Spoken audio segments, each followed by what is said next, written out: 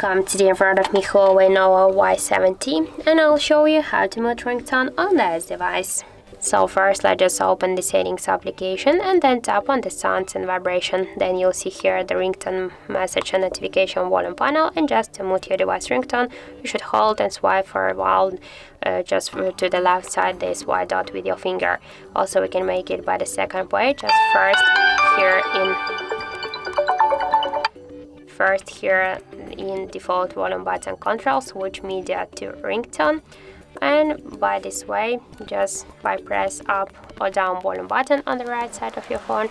You can also mute your device ringtone by press the down volume button, and also you can make it by the third way, press up or down volume buttons.